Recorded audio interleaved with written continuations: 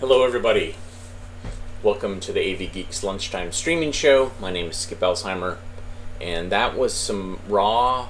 It was actually negative footage that when we scanned it, we inverted it. Unfortunately, there was no soundtrack because, man, I'd love to hear what was being said, and all that footage was like all over the place. Some Vietnam footage, some party footage, some cheerleaders. It was great. So today we're watching Sub 16, and I probably won't be showing anything from the scanner because I'm working on something else right now, which is, I'm going to see if I can do this without breaking up. I think I just broke it. Yeah. God, this is like, here's an anti-commercial for, alright, for Elgato. So that's an Ike projector, 16 projector that I use, but we have, I'm working with a retired engineer out of Florida, and we are trying to put a inexpensive camera in it, and a Raspberry Pi, so we can do a kind of an inexpensive scanner, telecine for people. So I'm helping do that. Anyways, why is weather? This has got a real Wonder Cat vibe to it, but there's no Wonder Cat in it. But boy, there's a lot of questions asked. Enjoy.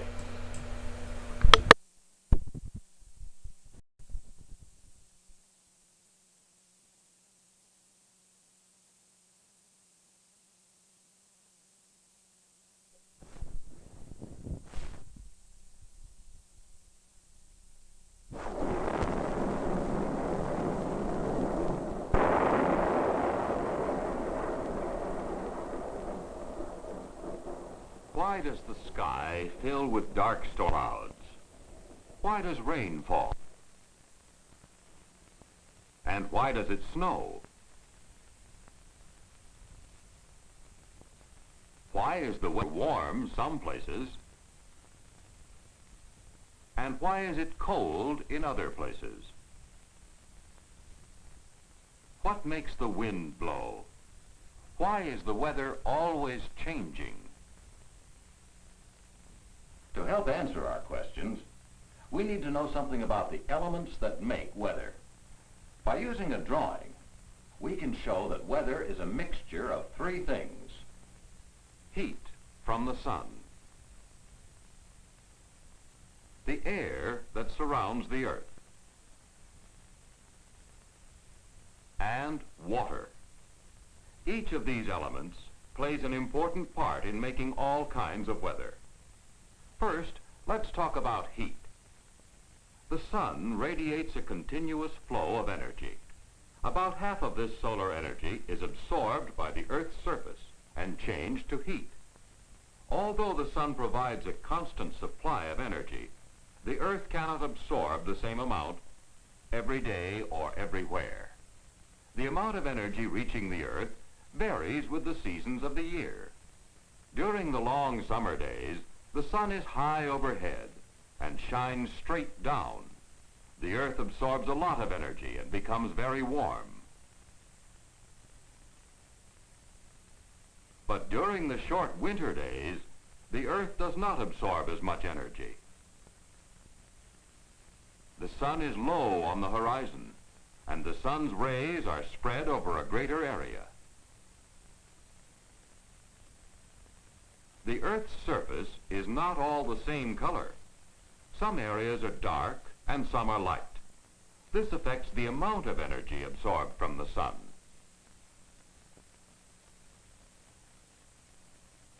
Dark areas absorb more energy and are warmer. Light areas reflect part of the solar energy and stay cooler.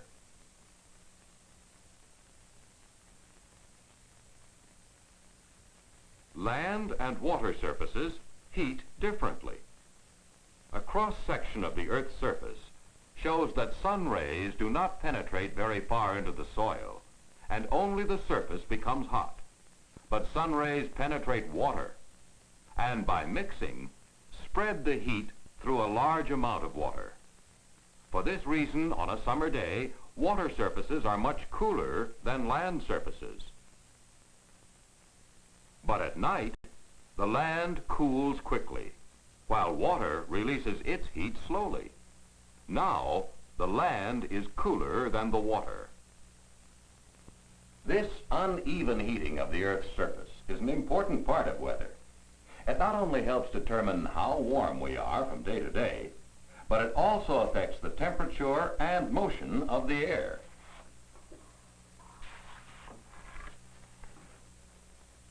We can think of air as a great ocean of invisible gas covering the Earth's surface. The air is heated by contact with the Earth.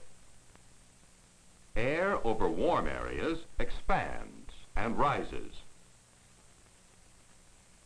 Cool air stays close to the ground and moves in to replace the rising warm air.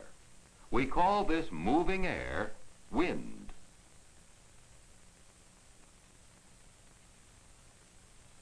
The wind blows because of the uneven heating of the Earth's surface. Cool air, moving to replace rising warm air. During the day, cool air moves in from the ocean to the hot land. The greater the difference in temperature, the faster the air moves. In the same way, worldwide winds are formed as warm air rising from the equator is pushed towards the poles, and cold polar air flows across the Earth's surface towards the equator. But this simple circulation pattern is broken into 3 zones. Some of the tropical air is pushed down near the surface. Part then flows south and is turned to the west by the rotation of the Earth, forming the trade winds that blow in the tropical regions. The rest pushes northward and is turned to the east by the spinning Earth, forming a belt of prevailing westerly winds in the temperate zone. In the 3rd zone, the rotation of the Earth turns the cold polar air westward, forming another wind belt that blows in the polar region.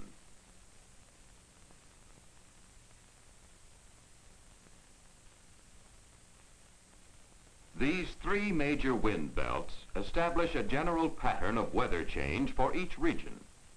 The prevailing westerly winds carry the weather across our country, from west to east.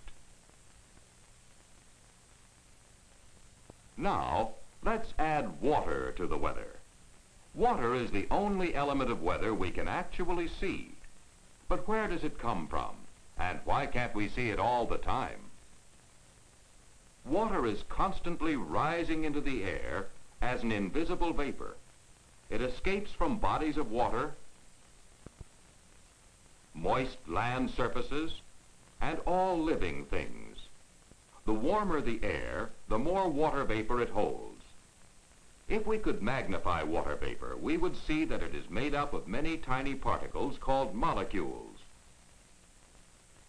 In warm air, the water molecules move rapidly, bouncing away from each other. And the sky looks clear and bright. But when the air cools, the water molecules slow down and join together, forming small droplets of water in the air. Now we can see water in the weather as a misty fog hanging over the ground, or as a cloud floating overhead, made up of millions of tiny water droplets. As the air gets colder, the water droplets continue to grow until the drops become so heavy they fall to the ground as rain.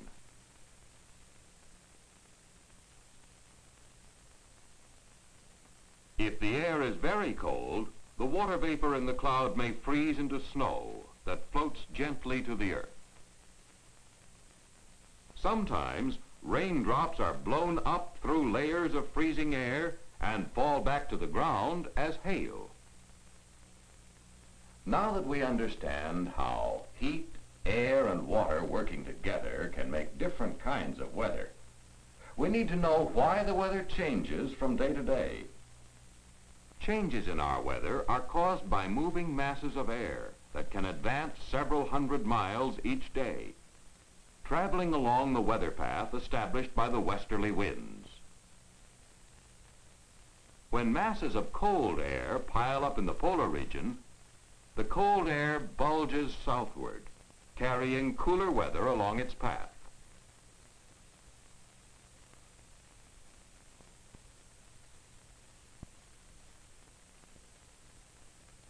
Masses of warm, moist air form in the tropics and bulge northward, bringing warmer weather.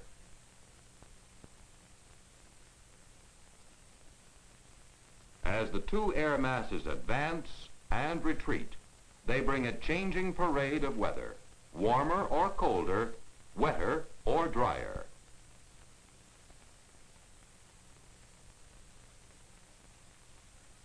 The kind of weather the moving air masses bring depends on the season of the year and the condition of the land. Warm air flowing in over a cold land can form a dense fog close to the ground. When the land surface is warmer than the air mass, warm, moist air rising upward is cooled, and water vapor becomes visible in its many forms, depending on the air temperature and how much water vapor the air is carrying. When an air mass is forced upwards by a mountain range, it is also cooled, and water vapor becomes visible weather.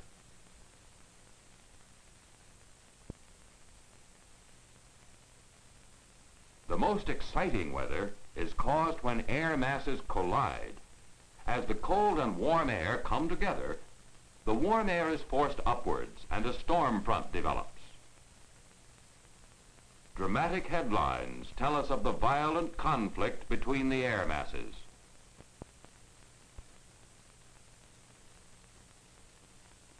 Every day, air masses move across the face of the earth, constantly changing the mixture of heat, air, and water that makes our weather.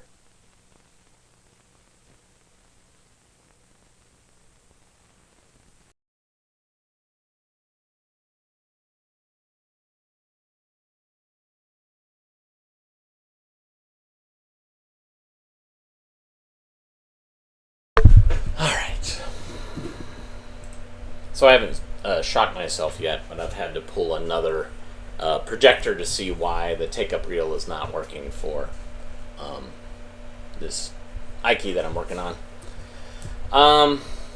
Yeah, a lot of questions at the beginning of that film. A lot of questions. This one I have a question about, and this is directly related to what I watch before I go to sleep. And this might be too much information for some of you, but basically I try to watch, because I watch a lot of stuff in a day, I try to watch stuff that doesn't have narration, doesn't have people's faces in it. It's just kind of this detachment. So there's a lot of hands. So I watch, and also if there is narration, it's in Japanese. So I watch a lot of Japanese shows where it's either first person people going through riding trains and traveling through Japan, or I also watch this thing called Process X, which is just basically assembly line footage, and also artisans making things, and so we've watched a lot of great stuff of manufacturing, casting giant pieces of equipment. I just watched one recently that was propellers, making giant propellers and how they did that. And then also last night I watched one on tambourines. So all that stuff is just, it tickles my brain, but it's also enough for me to disengage, and so I can just kind of fall asleep and have pleasant dreams of assembly line footage. So what we're going to watch has narration in English, and it takes place in the United States. It is called Whisperam. Enjoy.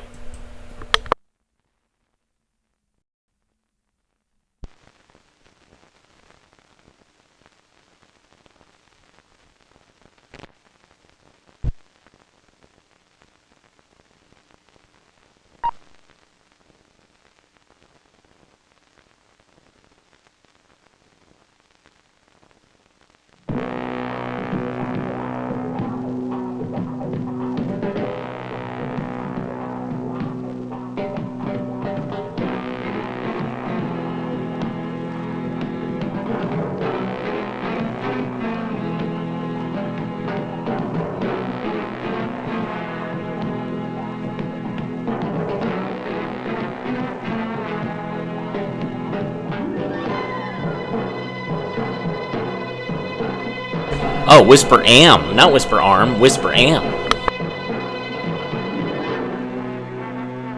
Most foundrymen will recognize this machine as an Osborne ram jolt squeeze pin lift molding machine.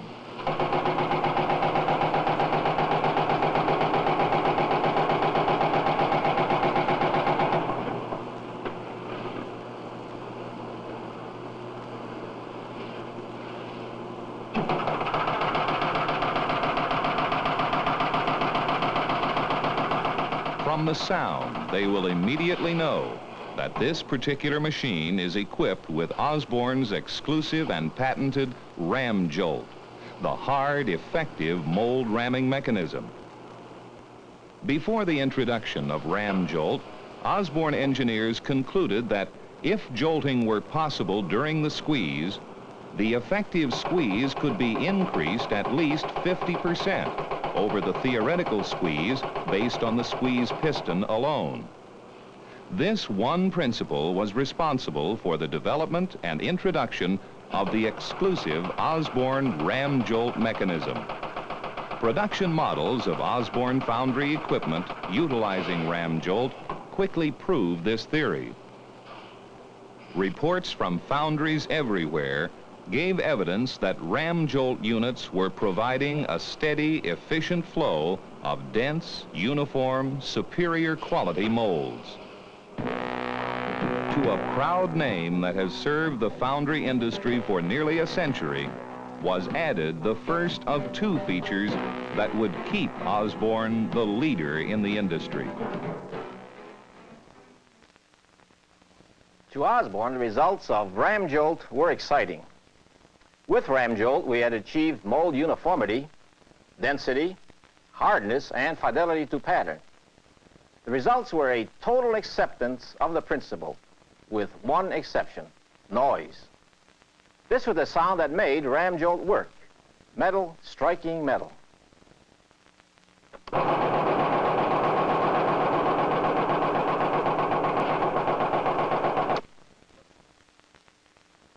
We knew we had to project an acceptable noise level in anticipation of rigid environmental standards that were soon to follow. Our initial objective was to reduce noise to approximately this level.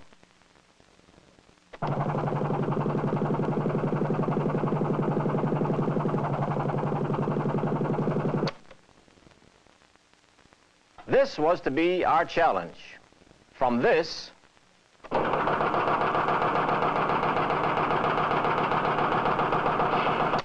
to this.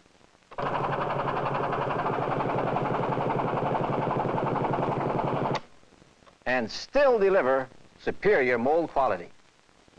Our engineers began another long-range development program, one that would enlist every possible avenue of research. We had to perfect a noise-controlled jolt mechanism.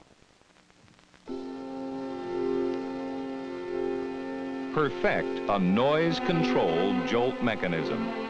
This was the assignment. Osborne engineers undertook a research program that would last for nearly 5 years. The objective: reduce noise levels.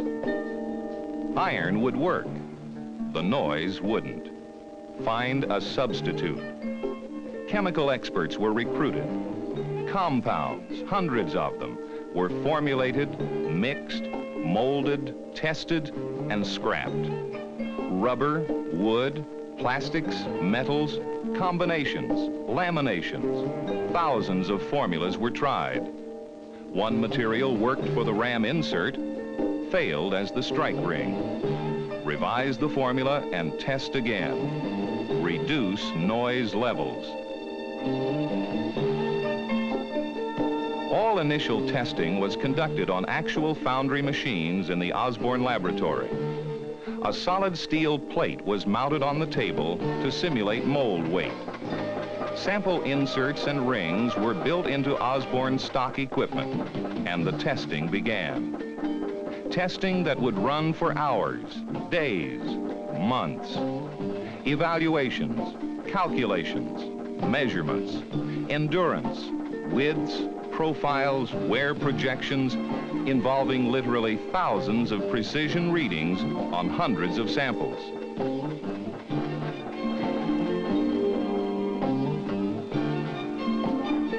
Failures were frequent. One material that showed promise on one type of machine would fail on another. What was the common denominator? Why didn't the same material that worked on the ram prove as effective for the anvil jolt ring? Each failure was cut apart, analyzed, re-evaluated, and changes made in the next formula. Everything was recorded with cushioned equipment, sensitive to a fault. Highly sophisticated techniques were developed to detect internal force variations adversely affecting the material. Every test conducted included a total cycle with both an anvil jolt and the ram jolt squeeze action. Critical factors in venting and cooling the cylinder itself were to be considered. Initial calculations, checking and cross-checking, design features, compounds, heat, friction, tolerances, stress and strain. Toughness is vital. Too much is trouble. Not enough? Out of the question. How far? How wide? How deep? Questions like these were asked here and answered. Gauged by sound meters and more complicated equipment, the quest went on. The challenge? Reduce noise levels. Finally, the challenge was met. A new name was added to Osborne's proud reputation as the leading manufacturer of foundry equipment. That name was Whisperam, a patented noise-controlled jolt mechanism. The research, the prototypes, the field testings have done their work. Now Osborne equipment with Whisperam moved into reality with heat, cold, sand, impact, all in varying degrees.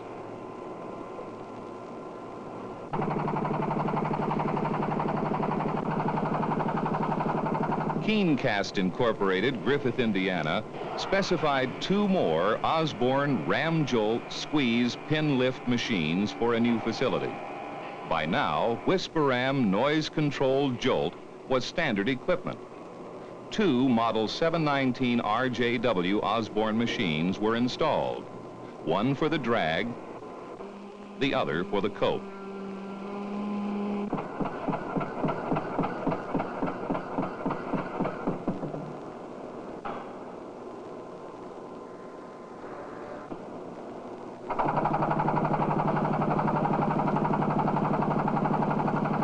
Keencast immediately endorsed the new noise control feature.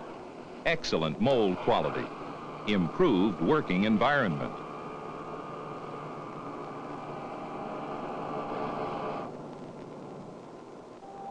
As more machines were built, Whisperam features were installed.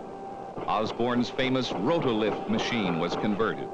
The small ram jolt squeezer was next, and on it went. Machine after machine with Whisperam noise-controlled jolt. The sweat, the dedication, the research was paying off.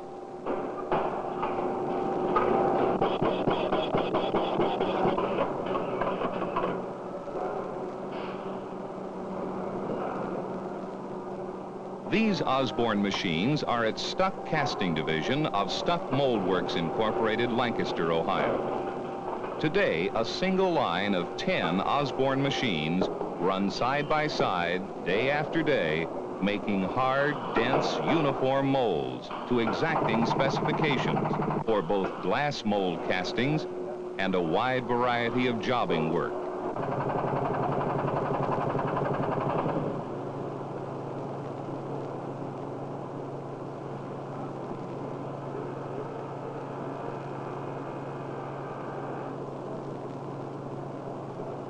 Jolt, rollover, squeeze, draw and close molds mechanically using large match plate patterns.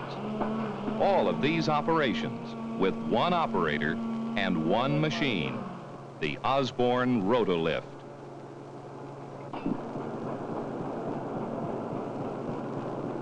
7 newer machines include 4 ram jolt squeezers and 3 large rotolifts, all with Whisperam components. As Stuck orders more machines for their expanding needs, the call to Osborne asks for, quote, more Whisperam machines.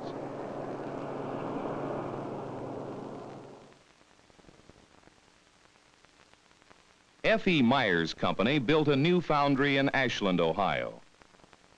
They too specified Osborne machines, a pair of Model 722 RJW ram jolt squeeze strippers with Whisperam noise-controlled jolt.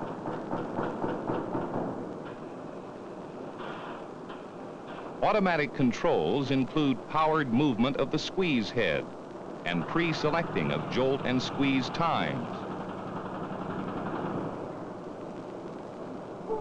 Osborne's exclusive oil-controlled pattern draw stroke guarantees smooth, accurate stripping. Roller stripping frames and roll-on, roll-off extensions ease flask and mold handling. Other than the 2 machine operators, a 3rd man sets cores and assists with the closing of the cope and drag halves.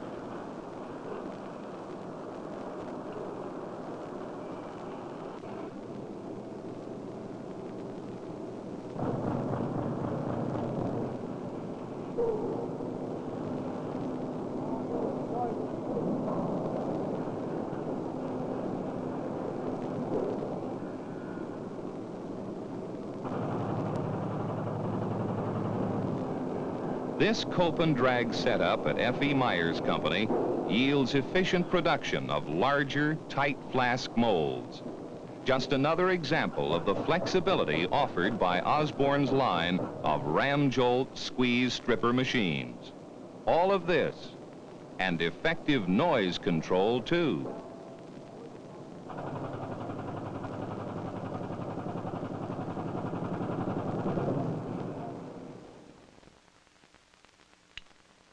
After nearly 5 years of research, the ideas and testing have done their work. They have given us the answers.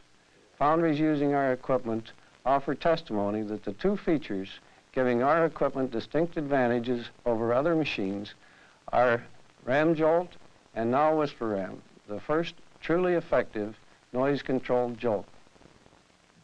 At Osborne, we are always abreast of changing requirements for foundry machines. Several years back, we anticipated the need for noise reduction and initiated a program that led to our Whisperam. When requirements change for any reason, we do something about it. The Osborne Manufacturing Corporation of Cleveland, Ohio, has served the foundry industry for nearly a century as the leading pioneer and producer of foundry production machinery. The background, the experience, the expertise necessary to design and build quality foundry production machinery to consistently produce high-quality castings is the very foundation of the Osborne reputation. From the outset, the Osborne Creed demanded the highest standards for workmanship, for equipment, for materials, and quality control. By placing a high emphasis on standardization, Osborne stabilizes designs and assures the customer a much greater degree of reliability.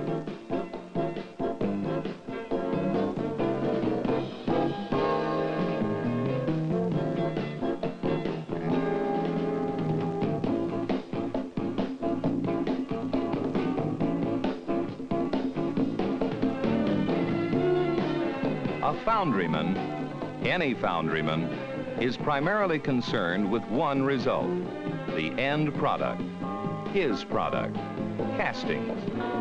A volume of high-quality castings out the door. Osborne is only too aware of this fact. It's the motivating force that demands that all of Osborne's foundry equipment be built to machine tool standards. Quality is synonymous with all of Osborne foundry products. Products that include stationary swing head ram jolt squeeze molding machines, Inliner, a total automatic mold production system. Automatic cross-loop mold production systems. Automatic match plate machines. Rotolift, manually operated match plate molding machines. Ram Jolt, squeeze stripper pin lift molding machines. Quick Core, a complete line of core machines for cold box and hot box production. Load runners, idler rollers. And shock guard shock absorbers, all familiar Osborne trade names. And a new member of the Osborne line, a continuous, flaskless, horizontal stacked molding machine for vertically parted molds. No other company in the world places as much importance on research, on finding the answers, on the future, as does the Osborne Manufacturing Corporation. This is a fact. What does it mean? What does it all add up to? One thing: quality. The finest equipment built. The best.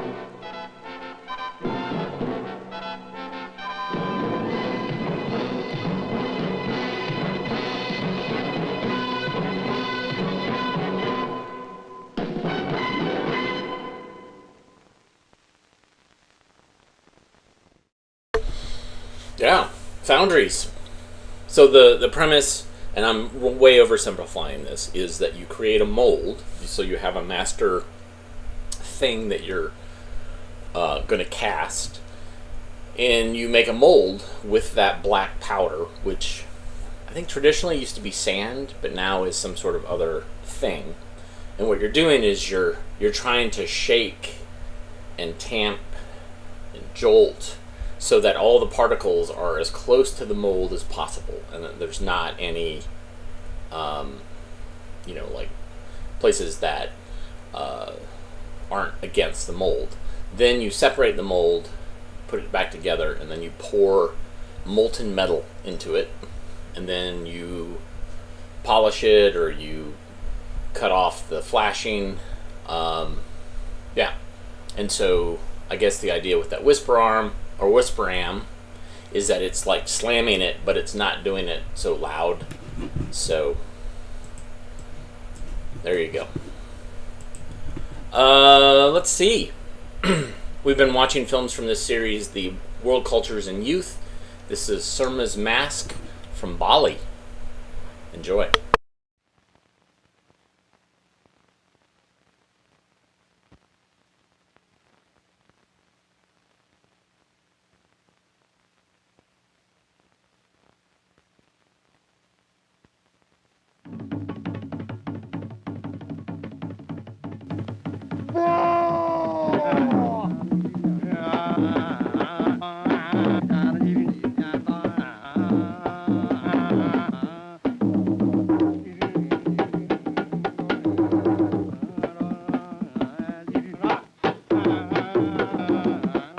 Dance of the Demon. The demon is Rangda, queen of the witches.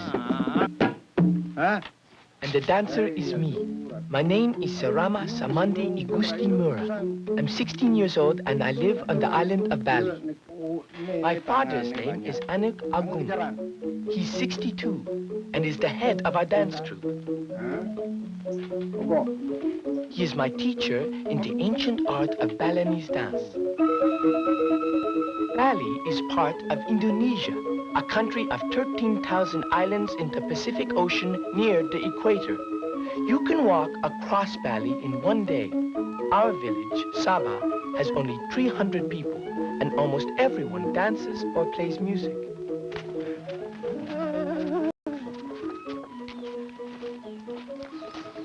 People in Sabah love my father's dancing, but now he is getting old. He says that soon he wants me to take over from him as lead dancer of our troupe, so he can concentrate fully on teaching young dancers.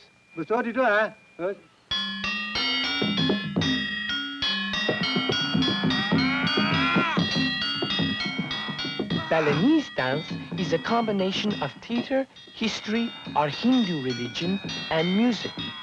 Many of the dances portray Hindu myths and are to teach as well as entertain.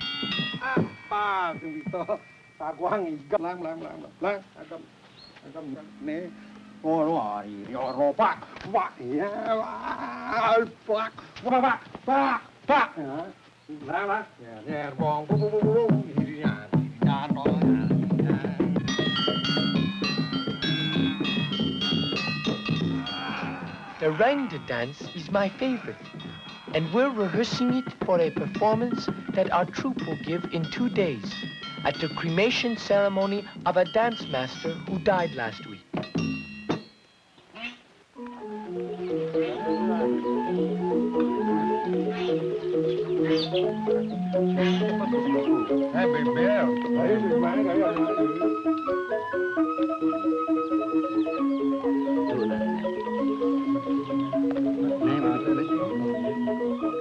For many generations, dance and music have been part of our family.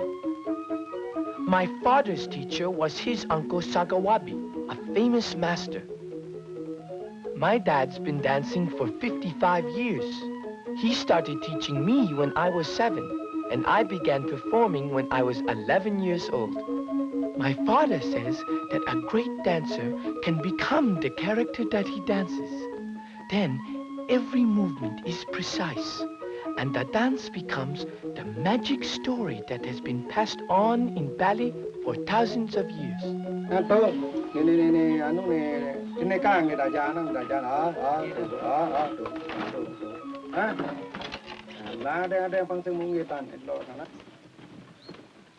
In Bali, we often use masks when we dance, and my father carved these himself. In a month, he will be giving his final performance, and he says that I must dance with him, as is the tradition in our family, after which I will become lead dancer.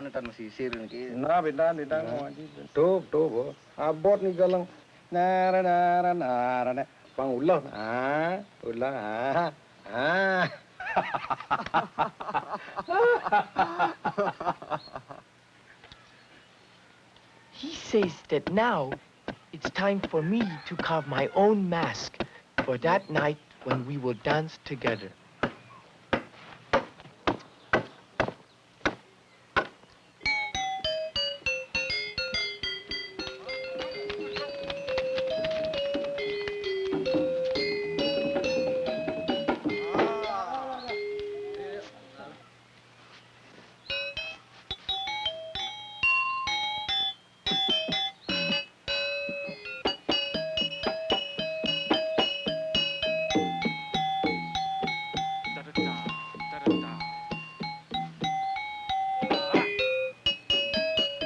In Balinese dancing, all our movements must be strong and precise. Then the audience can feel the spirit of the dance. Teaching younger dancers helps me to notice little details and perfect my own dancing. My father says that teaching is the foundation of our traditions, and it feels good to pass on what my father has taught me.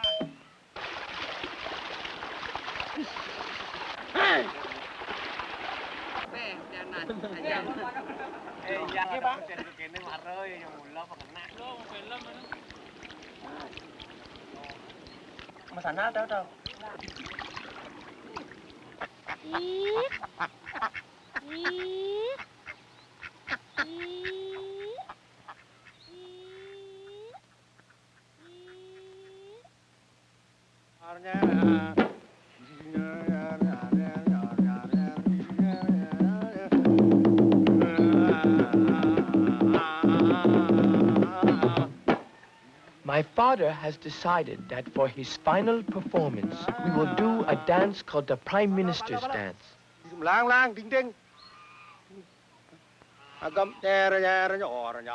I think it's a perfect choice, for it tells the story of how a firm, compassionate leader passes on his skills to an able follower.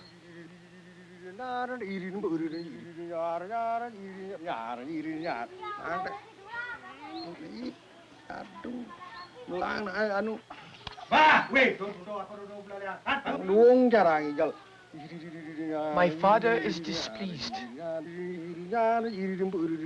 These new movements are still awkward for me. He's a kind man, but when it comes to dancing, he is very strict with his students.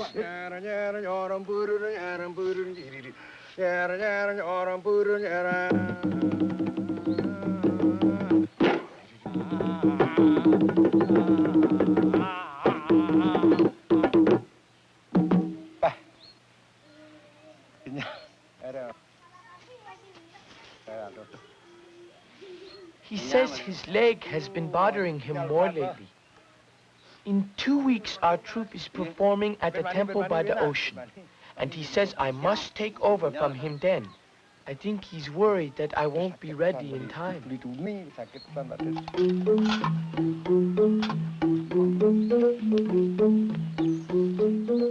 Tomorrow morning is the cremation, and this afternoon we are going to Basaki, the mother temple of Bali, to make offerings for the master dancer who died.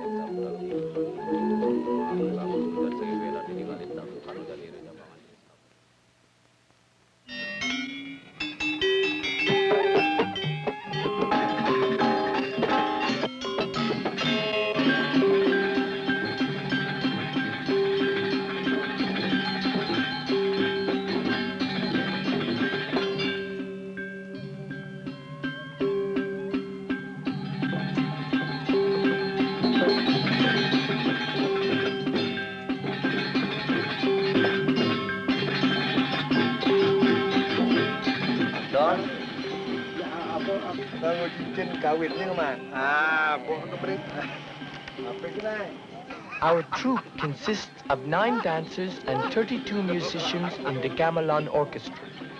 We dance all over Bali whenever we are invited, and at this cremation festival we will dance until morning.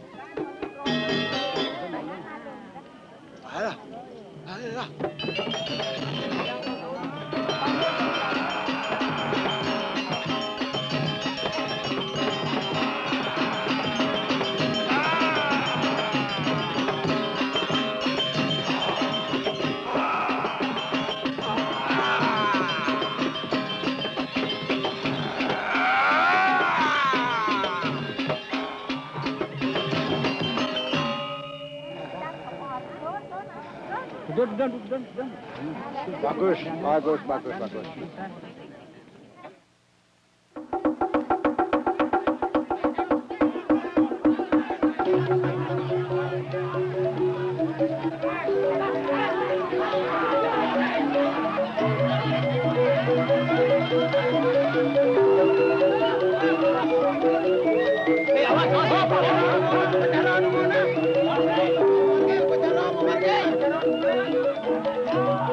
In Bali, a cremation is a joyous occasion, with music and dance and artists that sell their handicrafts to tourists who come from all over the island.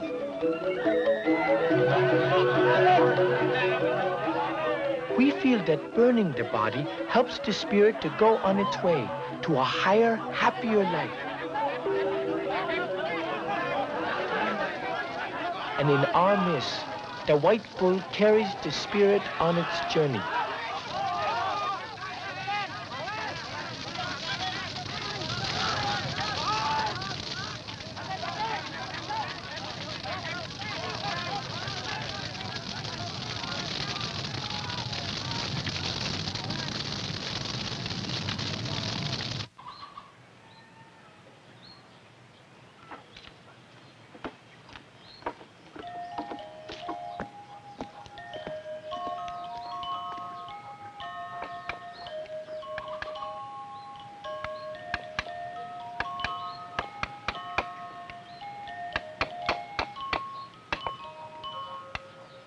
It will take me a week to finish my mask, and it will be ready just in time.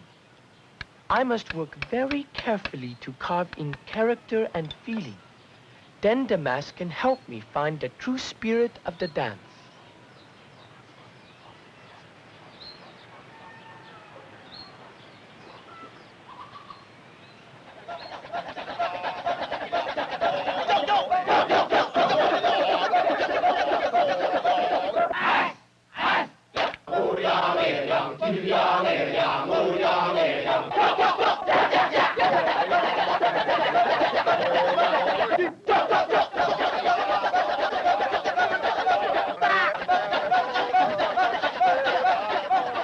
My father's friend, Mudario, is 78 years old, and he's loved for reviving the Ketchuk monkey dance in Bali.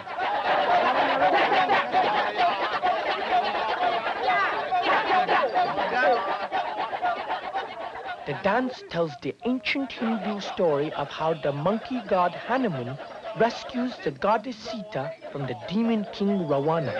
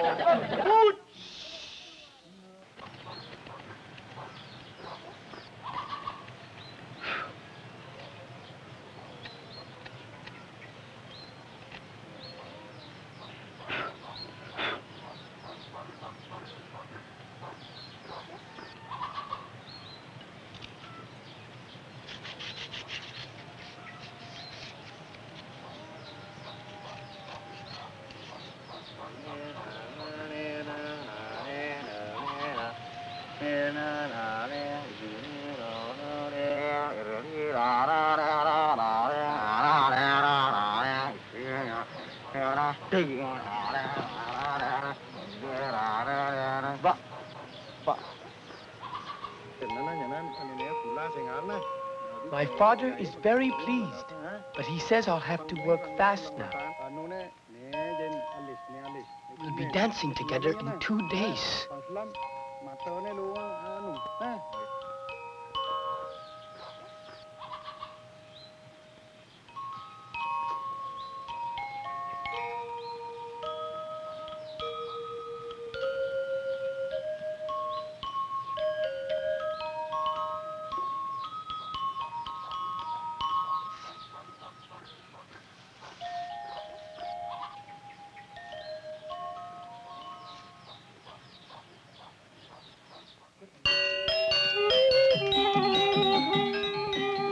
This will be our final rehearsal before our performance together tomorrow night.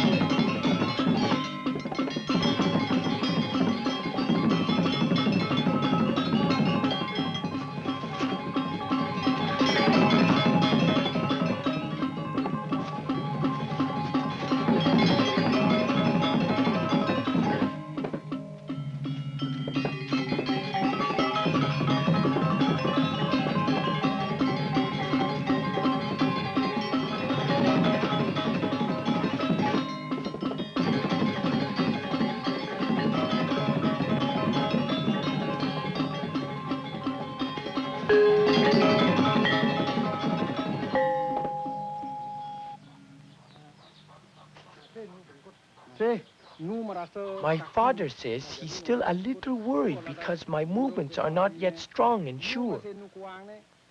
I know. It doesn't feel right. He says he knows I can do it. And I know too.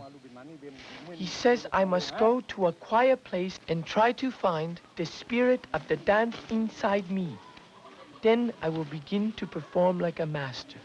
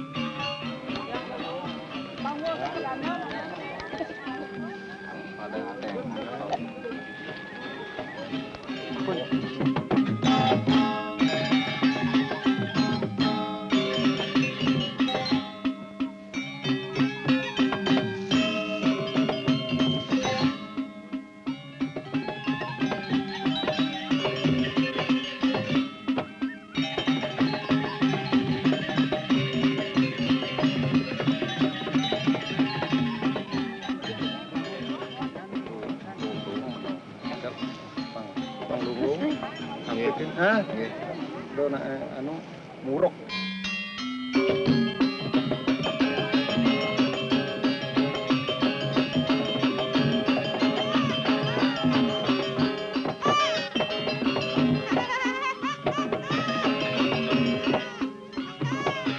Kena galang na harap ke komunis ko. Waktu nang galang.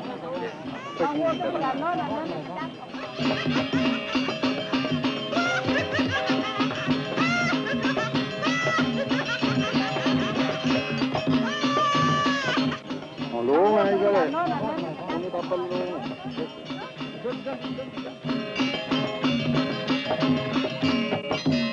Terakhir kalau anu nih, ujian anu nih, Raira, apa itu enggak?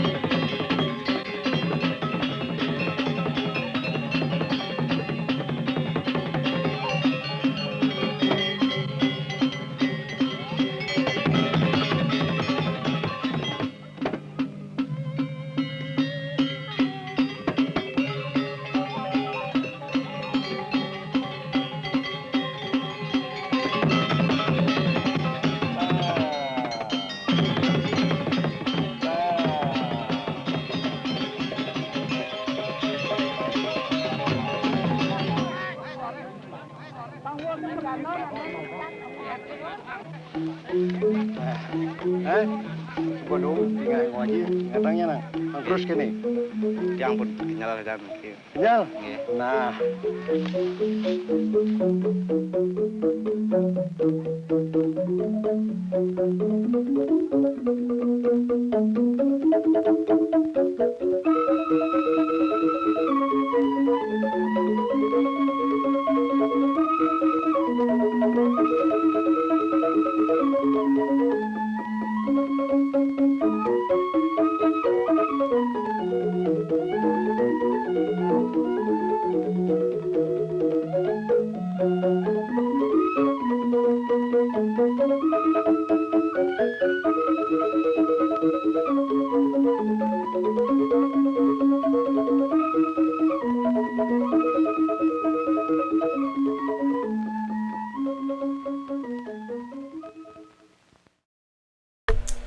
So for probably since the early 90s, the place I lived, we had a copy of the Balinese Monkey Chant, and so good.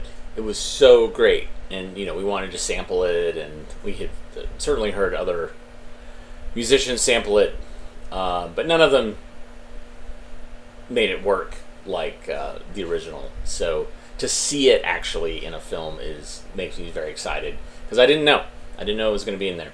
So anyways, I am sitting here now trying to figure out where this cog, which goes on, basically I'm having problems with the take up on this Ike, and so I'm trying to figure out where this cog goes, and then where this goes, this part. So I'm going to have to look at a service manual, kind of see what's up. In the meantime, here's one last short film for you. Where is it? Where is it? Where is it? Dog's a Dream. Enjoy.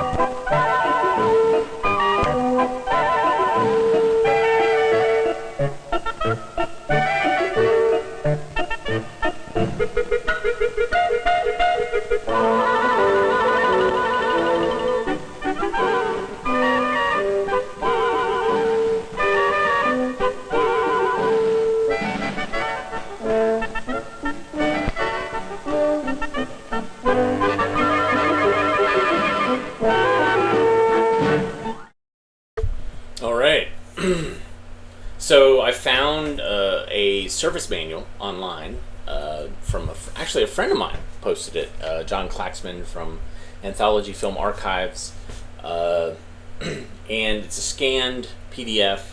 But the name of the it was a sync drive gear. That's what that was called. That's what that's called. And then the little piece of metal, which is missing on the one machine, is called a clutch cam. And I think I figured it out. So we'll see. Maybe we'll do a test drive tomorrow. But thanks so much for joining us today. It was a great day. Saw some great stuff. And thank you, Kevin, for donating twice via the Super Thanks button. That's a great way to support us so that we can buy things like sync drive gears or clutch cams or clutch gears. There's other things that we purchased too. Like we just got 3 big shelving units that we're trying to, so we can kind of get stuff out of the back of the archive, and so that we can do some renovation work later this year. How exciting. That means that we can have better climate control for our films, and also bring all the films together so that we can actually access them easier as opposed to driving 5 miles. You can support us many ways besides the Super Thanks button. You can also do the thumbs up button. You can also do the thanks, the subscribe. All those are the notification. All those are things that help YouTube say, like, oh, there's interesting people watching this. And even though you've done it before, do it again. Because then that kind of makes the algorithm to where more people watch our stuff, and we get more ad revenue, of which we get pennies when someone watches an ad. But those pennies add up. And so thank you so much for tuning in. And we will be back tomorrow. Where's tomorrow? Thursday? Yeah, it'll be great. Everybody have a great rest of your day, and we will see you soon. Take care.